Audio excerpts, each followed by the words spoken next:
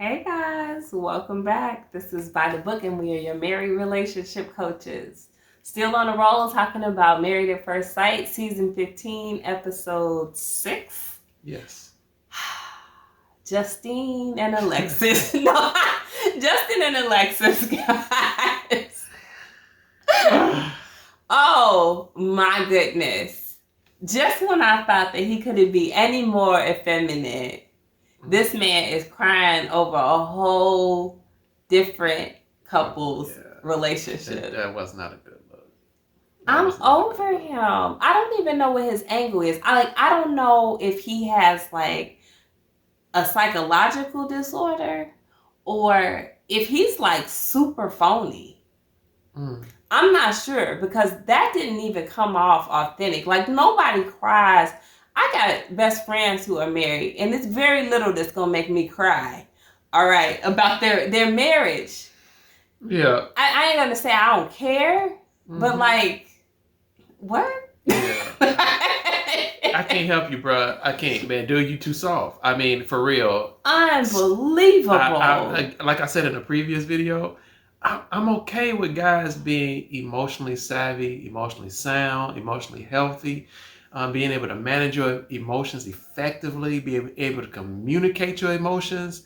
I'm all for that. But dude, I mean, I've never seen such. So we're talking about this with the premise that you guys have already seen it. If you haven't, just as a quick recap, Morgan and Bihn, which they're the last couples that got there to the vacay spot because Bihn had COVID-19 or whatever. Yeah. Anyhow, they've just gotten there. Apparently, Bihn and Justin are new BFFs after knowing each other for it couldn't have been more than a matter of weeks. Yes. And keep in mind he had COVID for right, but they probably met before, right? Because they do like the bachelor party, like all of that stuff. So anyway, Bihn and Morgan are going through a tough time because he thought that she lied to him about her education. Whatever. That's not what this episode is about, so I'm not going to stay in it.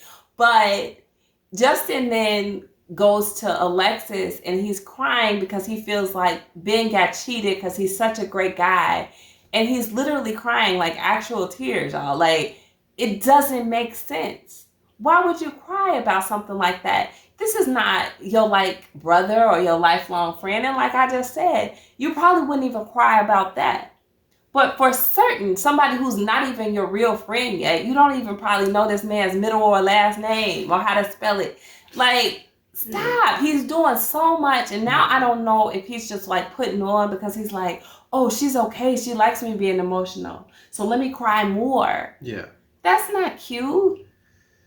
That's, there's nothing I can really say on top of that. Besides, man,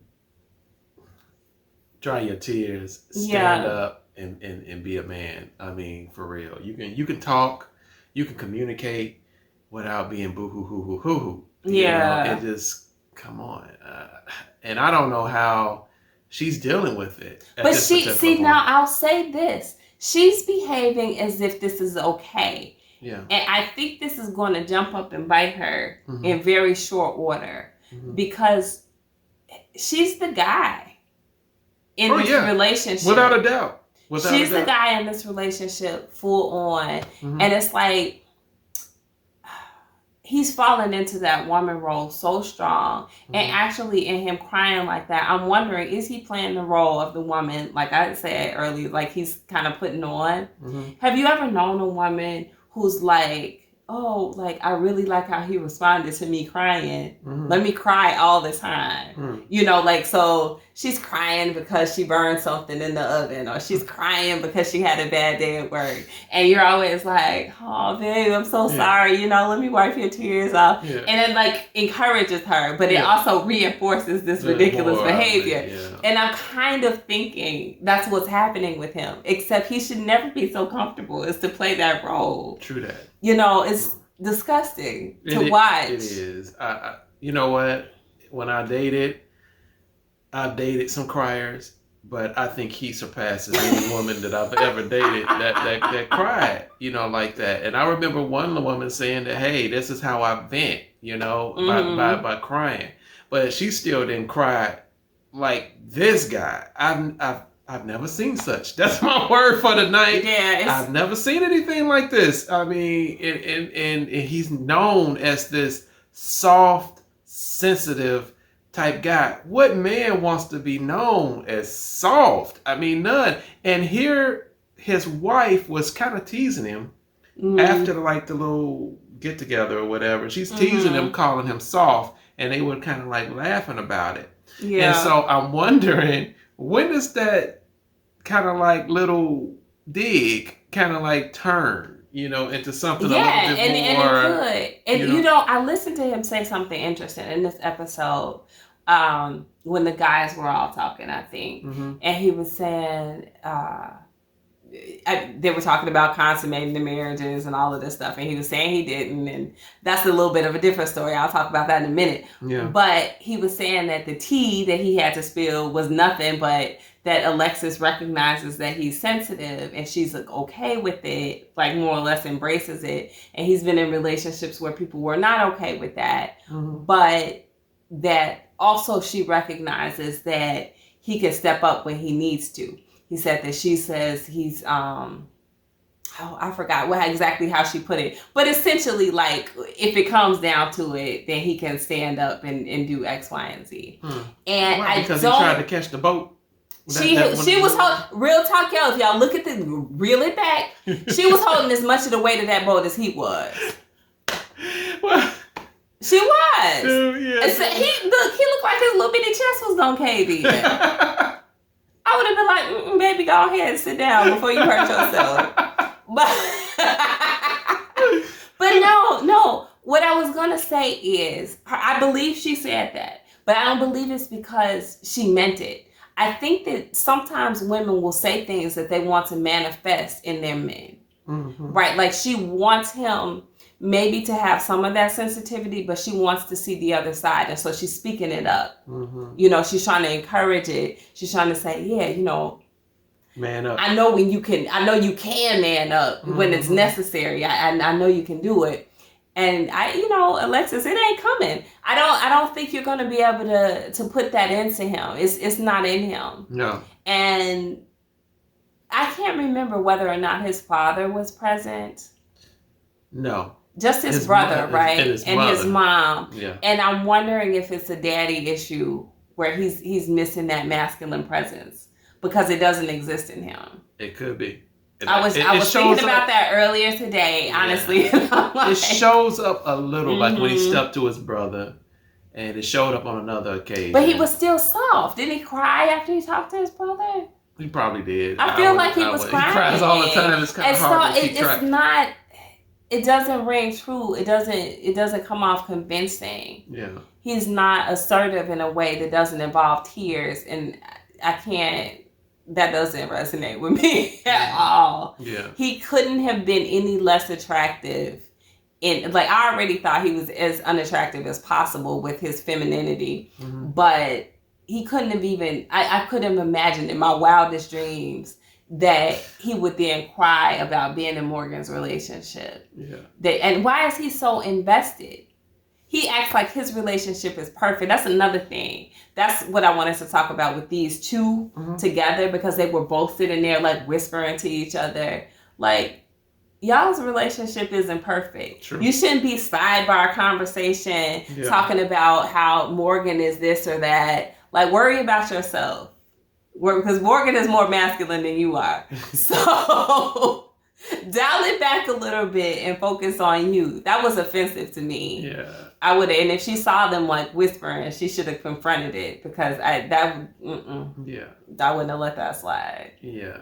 Yeah, I don't know what that whole thing was. The sidebar conversation that they are trying to have, what they're trying to analyze the other couple, and here they are. They just met a few days ago themselves.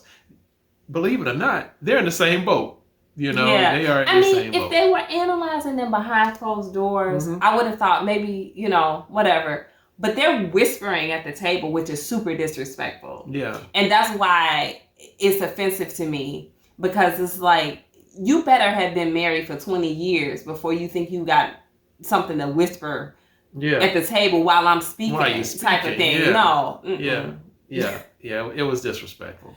So here we are with them. So my question for you, hilarious. What question do you have for me? Nate kind of confronted him. I think Nate and Miguel were confronting Justin about his celibacy still. Okay. So they basically said to him, you said you love her, right? You love her? And he's like, I do, yeah.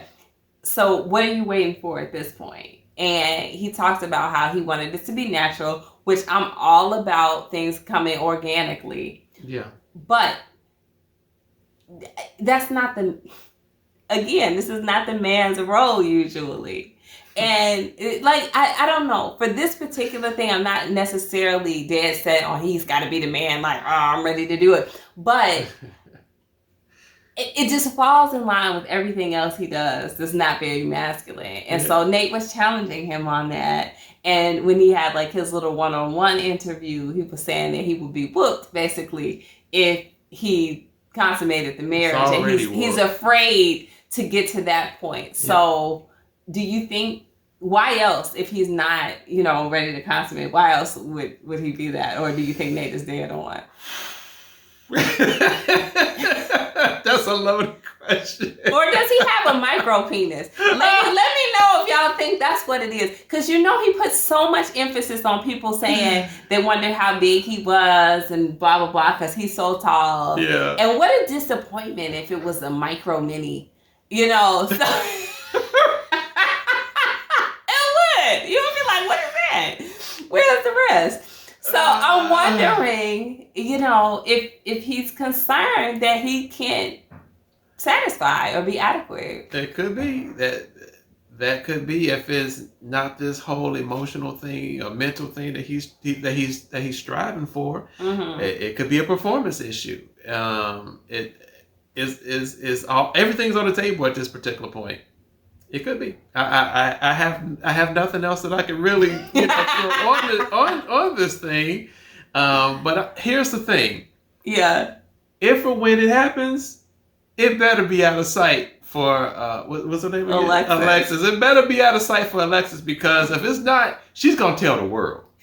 You thought, especially if he makes her mad. She's like the type of person who you don't want to tell her any of your business, because if y'all ever have words, you don't know what of your business she's gonna tell. She's gonna let the whole world know. You thought Lindsay was bad last season rather. Lindsay's worse than her. I don't care what you say about Alexis. Lindsay is worse. But I'm telling you, she is gonna blab it, blab, blab, blab, blab, yeah, blab. So if he's not on point in any kind of way, whatever they're about to engage in or whatever, she is going to let the world know. And so he better bring his A game. That's all I'm trying to say. He better bring the A game. Yeah. Okay. So last thing I want to say about this couple. We've talked about him being feminine and everything. Yeah. But not only is he in this relationship, the emotional one, but Alexis talked to him about his comfortability with where they are just in the relationship period. So she earns more than him, apparently. Whenever they had that conversation, I didn't see it, but she said just here in this episode, like, are you okay with that? Like, with me earning more than you, and I work out of the house and you work at home, and so you're gonna be like the stay-at-home dog parent, because they both have dogs and maybe a cat too. I don't know why all the people on Married at First Sight gotta have animals. It's a lot. One. They can't have kids, but they have all the animals. All the animals. You got 12 cats? Great. Come on, be a guest on Married at First Sight. So, but yeah, so he has to play that feminine role in every single way in this relationship, and it's strange for me, and I don't know if he's going to be comfortable with that. But what I do know is that she's not going to be comfortable with that. And I don't say that because she's telegraphed that or anything. But at some point, a woman wants to be a woman. Yeah. They want to feel like the girl. They want to feel like covered. I can't really explain it any better way than to say like covered. But you want to feel like the man is in some way sheltering you from something. So either like physically he's dominant, and I don't mean that in a sexual way necessarily, just like you feel protected in a sense, or emotionally he's the stronger. So if I'm kind of feeling emotional, you hold it together. Not you cry with me. What are you talking about? Like, don't you ever tell me you're going to cry with me about my issue. You got to be the one to tell me, baby, it's going to be okay. Yeah. Like, we don't have to cry about this. We can think around this. You know, don't sit there and cry, because then I'm going to be like, oh, it's hopeless. We both crying together. Yeah. You know, so emotionally he isn't. Physically, you know, with his lack of chest muscles, he can't be. You know, like, come on, man. Like, she got some powerful looking thighs and stuff. I know she's stronger than him. So, yeah. You know, not physically, not emotionally, not financially, not even physically in the household where she's home. She's the stay at home, even if she were working. Yeah. You know, like, yeah, you know, I can stay at home, but I can also shoot out and get groceries and cook, or, you know, I'm watching the pets, or I'm watching the kids if they were to have kids. No, that's him too. So every single place where he could be the man, she is. Yeah. And however bad she wants this relationship, I don't think it's going to be bad enough for her to want to be the man. Yeah. I agree with you, and I just add, the only thing I can do with what you just said is add on. He's a people pleaser, and that's coming into play with everything. Is all about making Alexis happy. Yeah. And so, what about your own happiness? What is, you know, I haven't heard her say one little small, like, little bit, well, what she's gonna do to help keep him happy. You don't have to, because making her happy is making him happy. It's making him happy. You know, so. And I have known people like that before, and they always make me feel real uncomfortable. But you can't people please your way into someone really having true feelings for you, falling in love with you, or any of that. She floated that term around, but I don't think she really is committed to it the way that he's committed to it. But you people please your way out of situations, honestly, because it becomes very unattractive. The person feels like you're very one-dimensional, and it's like, show me who you really are, because you can't be this person, because this person doesn't even exist if I don't exist. So who are you? And again, I think that's another issue that she and he are going to run into, but we'll see. Let us know what you guys think, because this is spiraling in an interesting way. We are very negative on them, but right now they're very positive with each other. We're just foreshadowing, so we could be totally wrong. I just don't think we are. And I can't wait till next episode when I see how it breaks down, because it looks like their dogs don't get along. So that's going to be an interesting one to watch. So comment, like, share, subscribe. We want to hear from you guys. Talk to us. Take care.